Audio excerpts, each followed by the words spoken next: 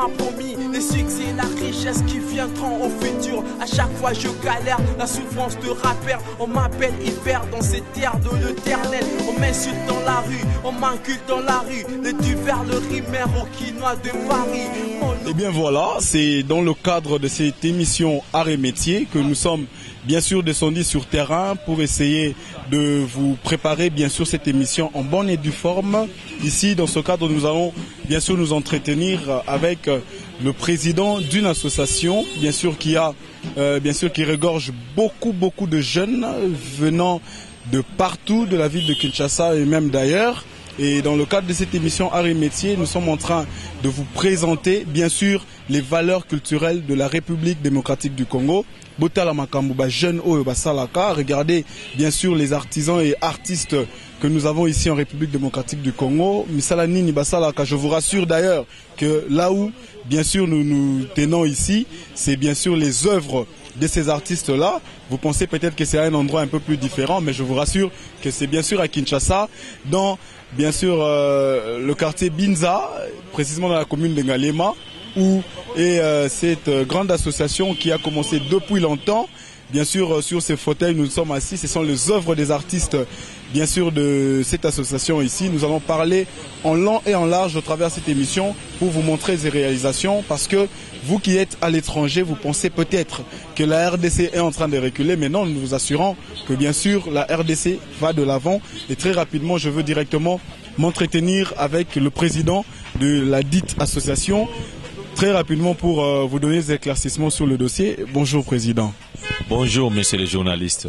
Voilà, très rapidement, Ndegonangai, moi, éclaircissement sur, bien sûr, association Nabisoko, Ibisabiso Nanou, Kombo Nayonani, et puis aux Anani association. Merci beaucoup. Kombo Nangai Zali Mouaï Maurice, Nazali, président, il y a association d'artistes, peu artisans et Mbinza Delvo. Président, historique moko ya mukie kaka pour permettre bisoto kota sur le champ to mekarola kisaba tous les réalisations qui ont déjà été faites ici sur ce lieu mais ko biso association kombo nango nini et banda quand et puis nini o association o ici sali.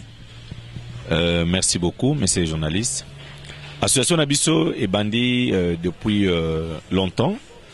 Nakanisi si ma mémoire est bonne tozo nager déjà na 35e année nango existence à Wanambinza Delvo et les alliés association Oyo et salami pas papa nde bandaka yango et petit à petit tomosusu bazokoya malembe tout ça et lelo est commis une véritable école artisanale pour la République démocratique du Congo. Activité Nini, précisément Oyo Association Nabino et Salaka, est-ce que vous encadrez seulement les jeunes dans le métier de la menuiserie ou vous avez divers métiers où vous encadrez dans les jeunes et puis vos objectifs sont lesquels? Na Kanisi, tu as déjà à peu près atteindre déjà 2000 jeunes, tu as 2000 membres, tu as les Sikamoko. Mais na Kati Association Nabiso, spécialité zali moins belé.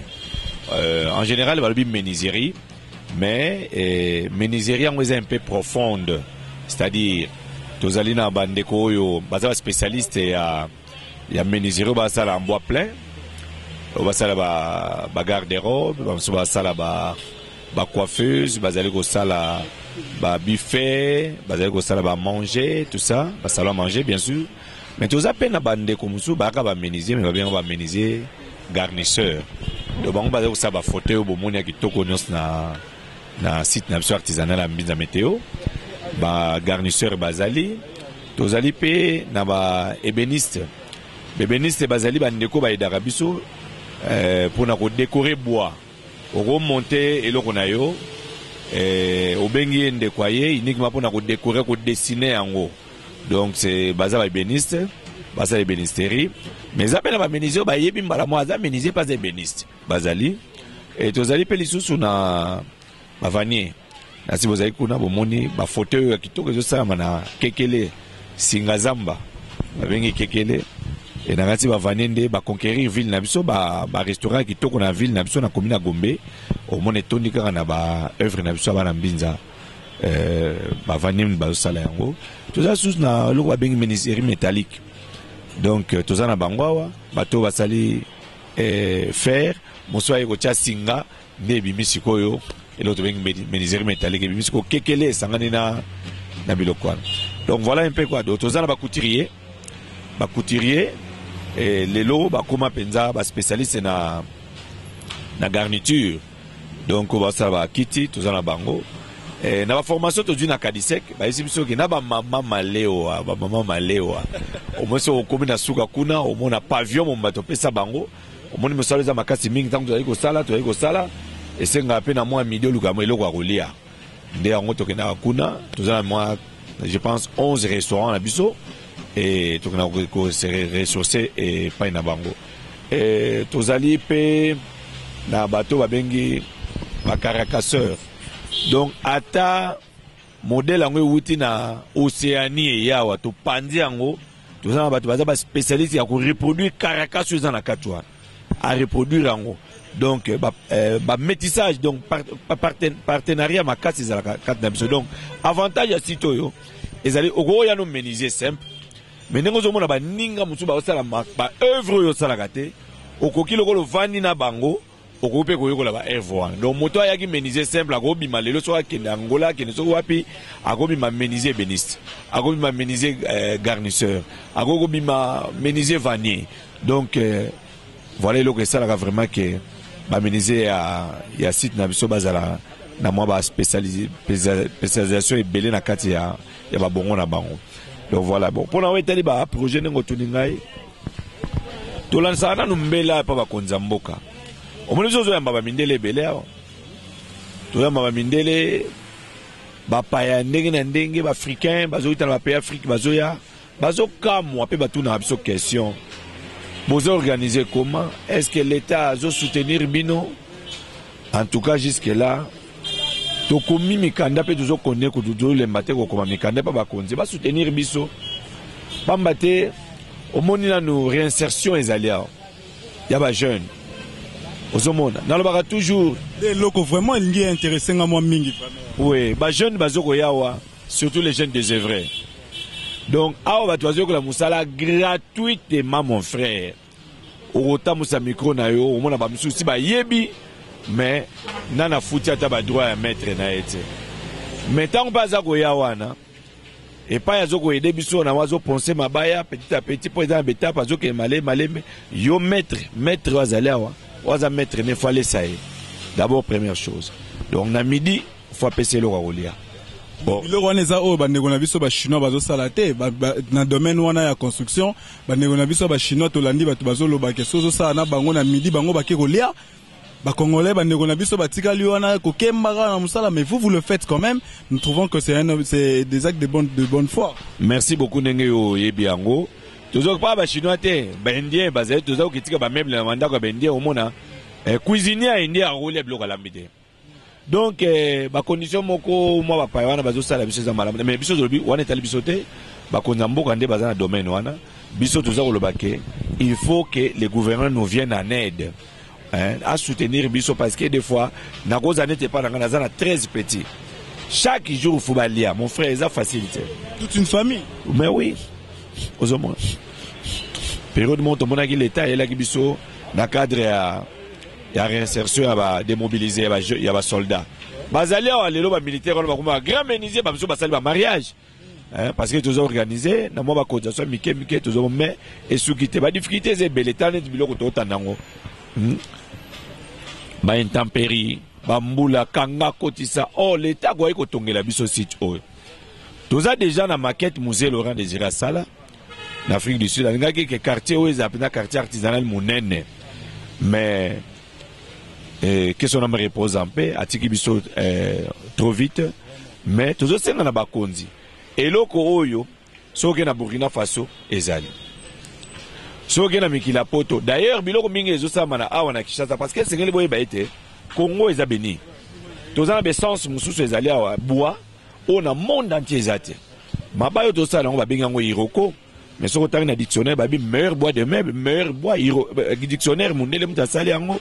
Et ça mina poto mais balobi ke iroko wana ezande bois meilleur pour na meuble mais na Congo yango etondi yango na yango ozoma yango na bapaya bazo kosomba yango bazo ke nango ba mikili na mikili alors voilà biso mokawa omoni bakonzi baza kosomba biloko ba chinois. Biloko ba chinois ba meuble, ils ont ba carton mon frère. Ils ont ba carton. Moi vie serait décédé et c'est desserré et sili. Moi été bois qui on met ça coûte cher. Même si vous avez un meuble on a gros salaire yango et ça les même un siècle 100 ans et zakak les bayo nzamba sali ya on tozana yango. Mais to senga ba konzi ba sunga biso ba konza mboka ba sunga biso gouverneur de la ville que j'ai sali en passant to senga na ye ba protéger école artisanale ya Mbinza parce que na Congo ko kotambola ezaka moko o esangisi ba menuisier ya ba spécialité nyonso na Congo mobimba ezaka moko ezana Kishasa yango to bina gouverneur na biso André Kiputa ata biso loboko batongela biso mwa eloko moko malamu awe permettre que mamisala to ko sa ba bois ezala protéger omoni liba esinga te mbula elinga te mwa moya makasi tout ça et puis soko tali ba salon na biso mingi tissé zonzuluka enzuluki pourquoi pour na moi ezoko beta yango tout ça mingi bazali ba kwei azaki na moi 3 salons et tegamité pendant 3 mois tissé changer couleur il faut prendre moi il faut l'occasion mongo tout ça toujours souffrir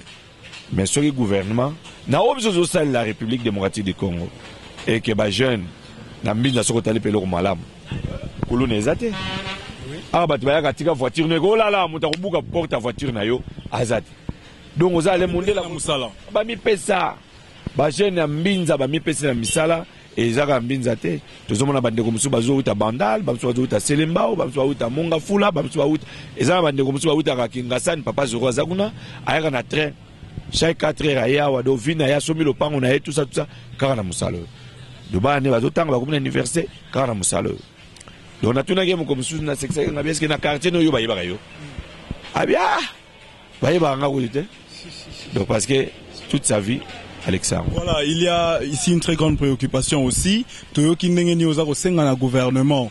Ozako senga na gouverneur na bisopé en Kimbuta ba venir bino en aide, mais ça peut étonnant parce que c'est étonnant parce que Outiko Sanga ça fait plus de 35 ans au Bozana et Sikaoyo. Comment est-ce que un État au bazar au monde a réalisation une grande association boyaba congolais bazar ko œuvre ko fonctionner Sikamoro boy que l'État ne pense pas à venir soutenir cette action là pour que mboka na biso ke liboso et pourtant à travers ces activités ici biso to ko yipe ko exporter biso to ko yipe ko rendre mboka na biso na image ya kitoko à travers ba art na bino bozaro sala parce que nous avons sillonné nous avons vu to sololina batu bazaro yibisa biso que voilà ce sont de très bonnes qualités nengo utiko loba mabaya ya kitoko ndeza ko sala biloko mais c'est très étonnant mais je veux demander aussi une chose président bandeko na biso bazar aussi éparpillé à la diaspora au bazar Rolanda biso à travers site na biso le www.diasporadc.com baza pe na méfiance mingi ya koya ko investir na mboka na biso koya ko soutenir biso parce que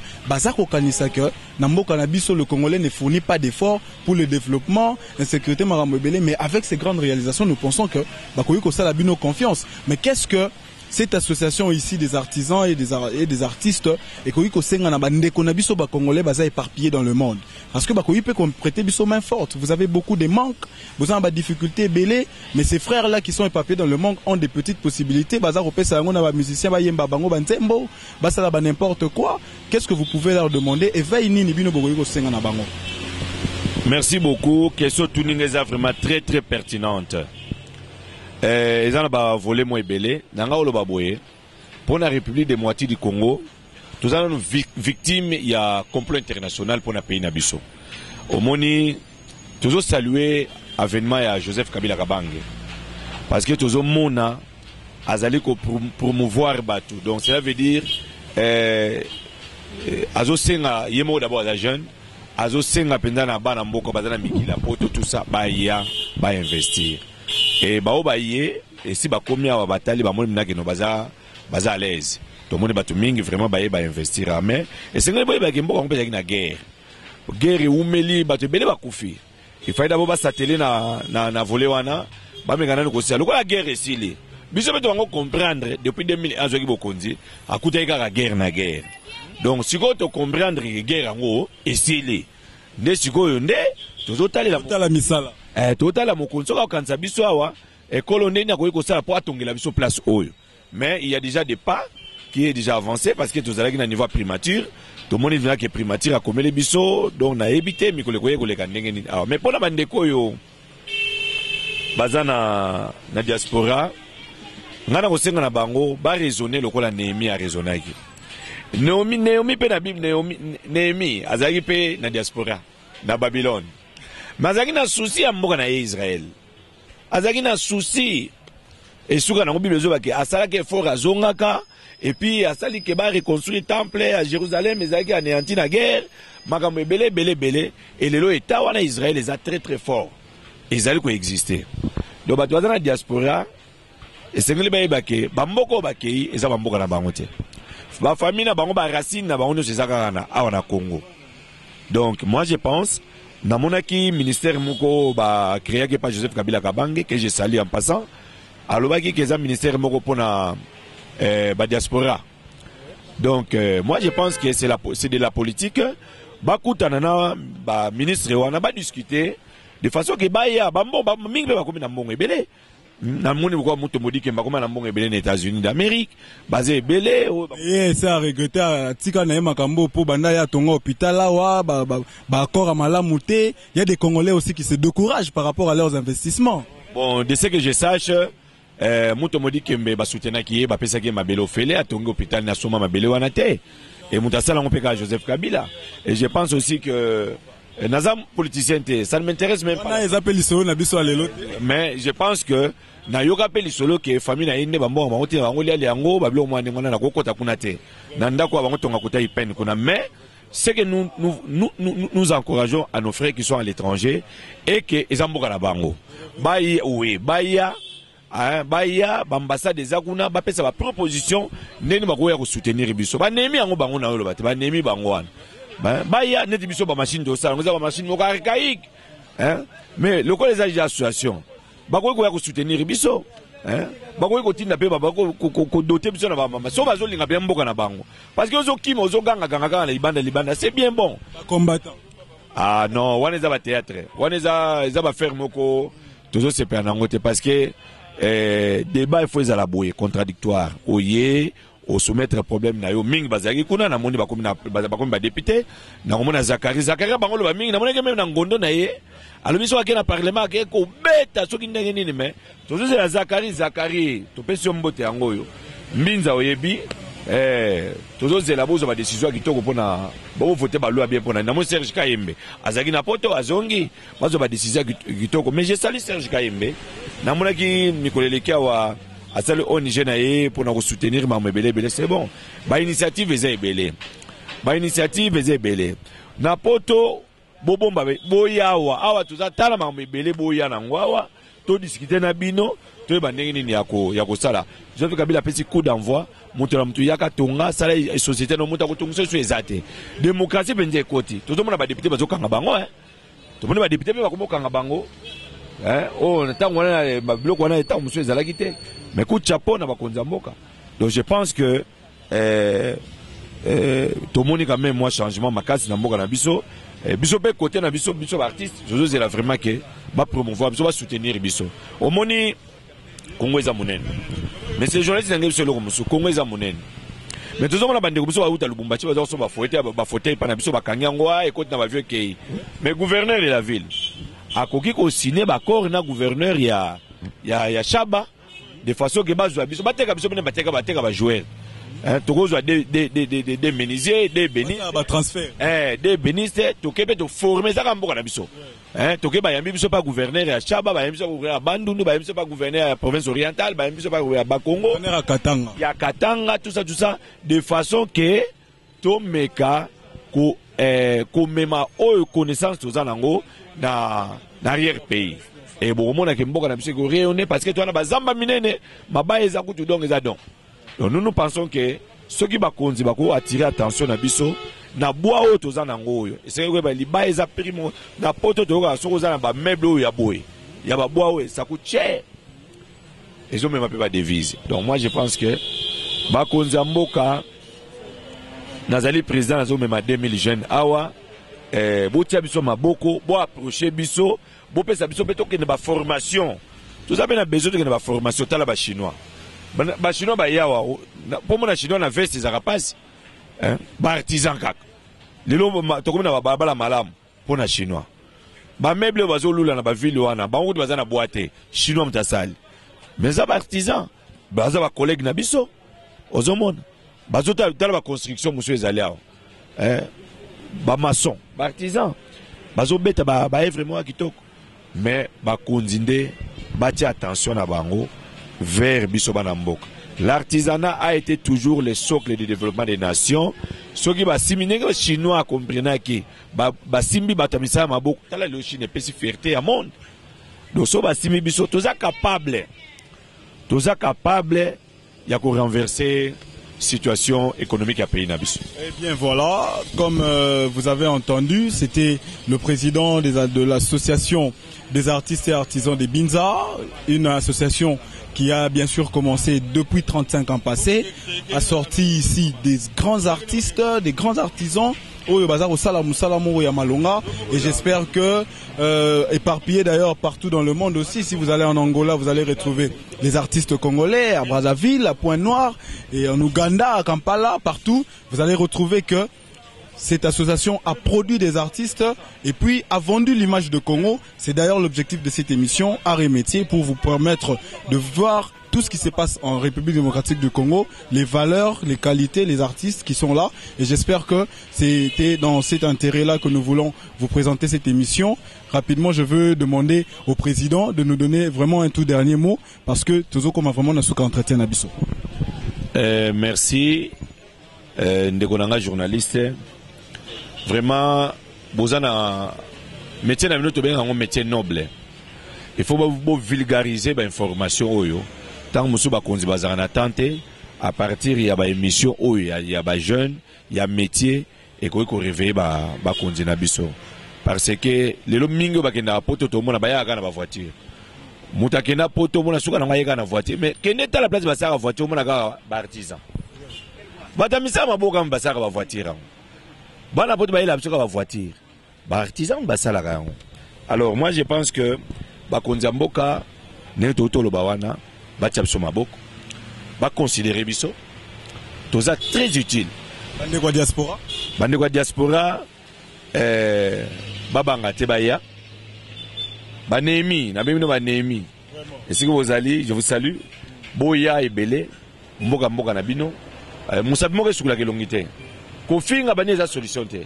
Et c'est que ko ya na ba idée boya ba idée na bino bosi bovani na poto bomone poto eza développer boya pe ko laksa technique wana awat bo pesa conseil bo pesa gouvernement tala kuna so ba komi boza pona boy balobi ke Allemagne est la première puissance économique ya Europe, oui, mais ils ont permis de ça que l'Allemagne est allée et puis ils ont pété moyenne entreprise, mais tout ça soutenu, hein, et tout ça soutenu. Mais bon, on me souhaite que ça na musicien, tout le monde est artiste, mais bon, on a la musique qu'ils ont produit dans le remonté. Mais bisonné, talabanda, ota ba bloc tu ko nanda kwa mutu bandimio ke ah ota nanda kwa mutu boy.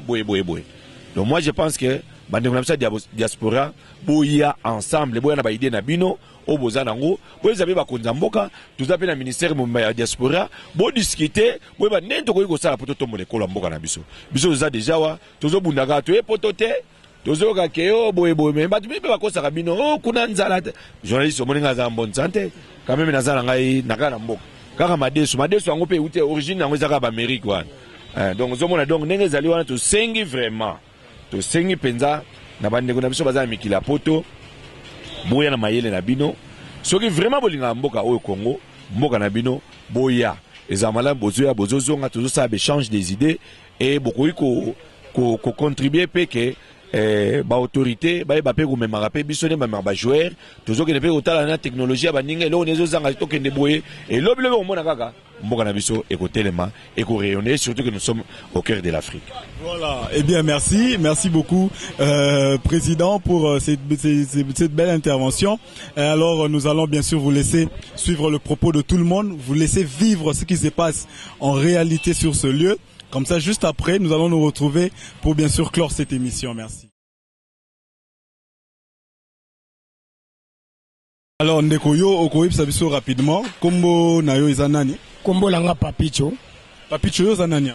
Naza menuisier. Naza élève toza maître. Naza maître. Na ekola musana maboko a maître na ngana bimi maître. Nadaki na via libanda. Tangu famille nangezu décision ki na ba musala. Na koti na musala comme élève. Ba prendre nga menuiserie banda na 0 tina niveau. Maître na nga papa Sami. Wala sanga musala menuiserie. Na bimi maître na pesi ba droit na ngai na koma pe ko sala. Bilope na mo jambonga menuiserie. Na mape mutu a valeur parce que musala na saka nde pesi nga valeur. Leo na komi mutu kati ya batu na grâce à Nzambe nde na komi mutu.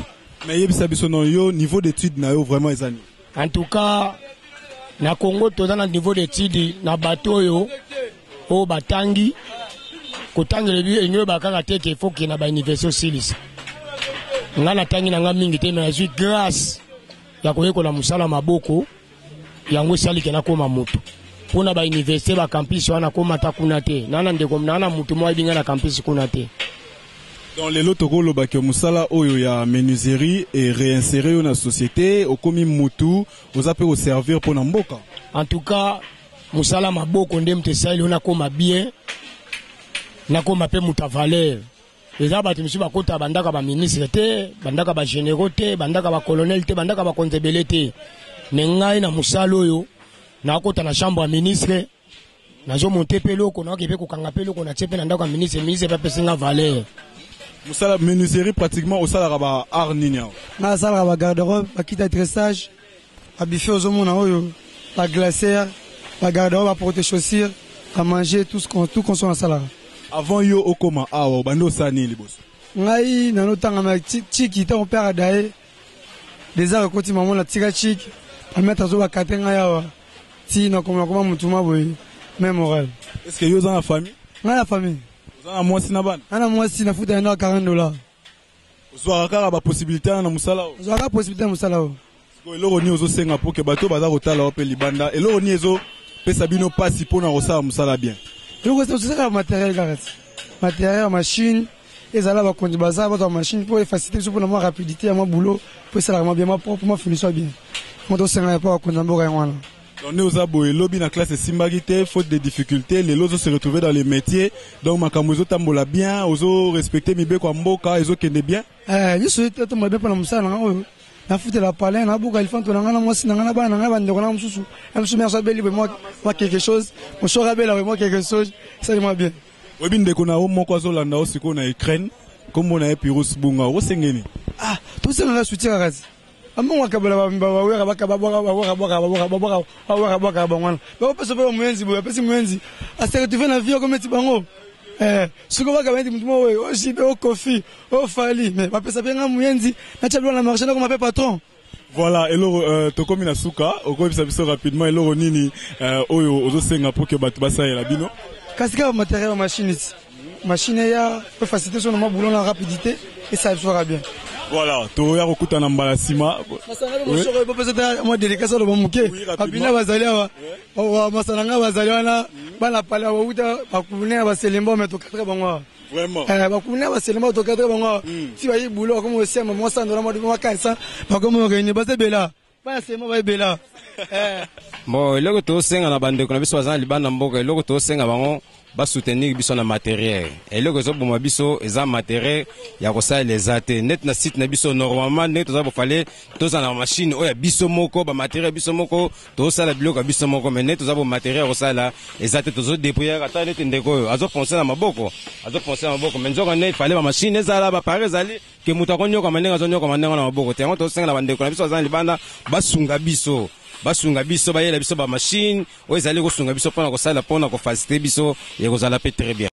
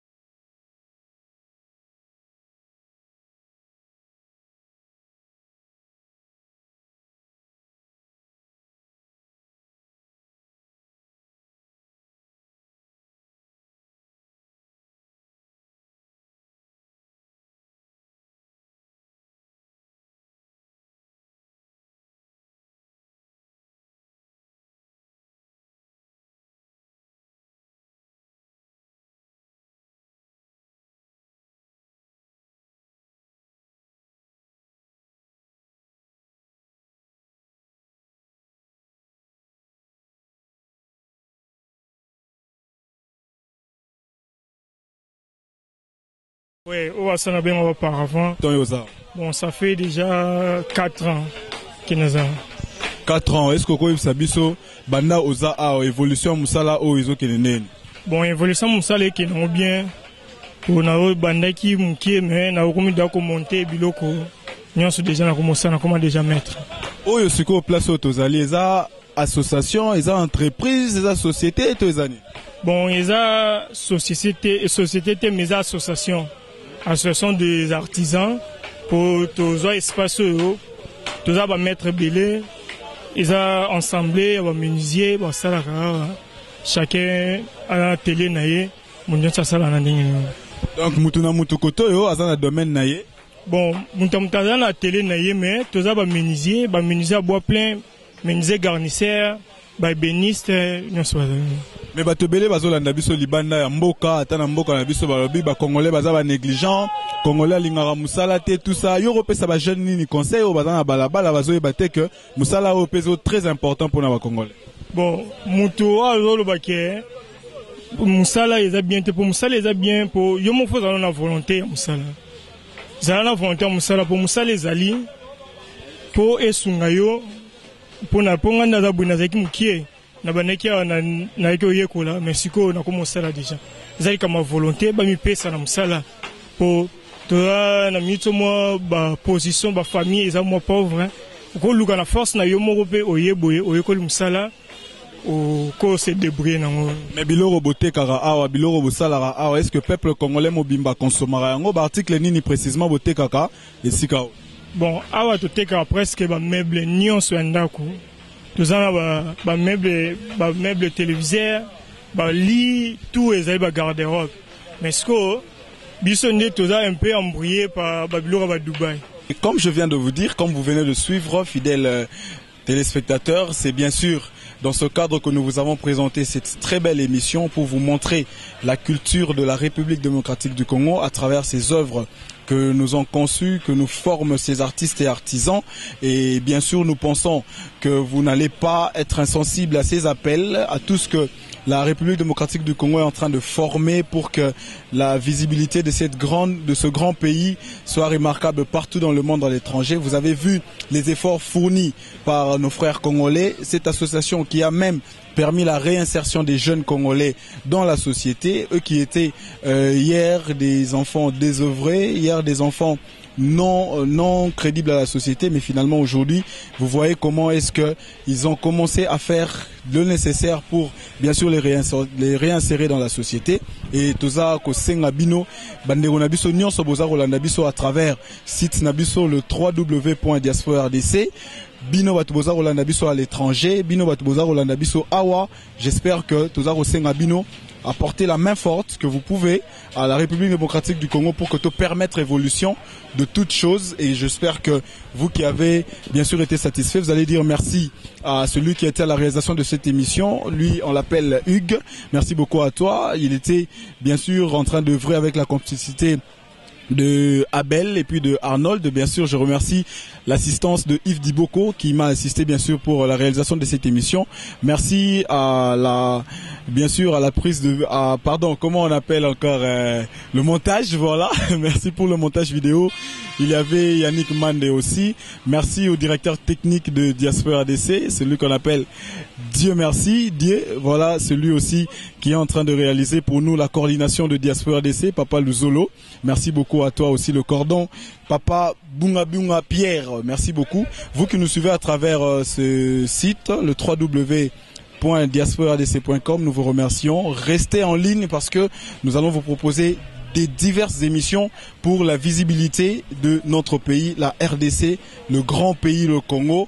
Vous qui nous suivez, merci et à la prochaine.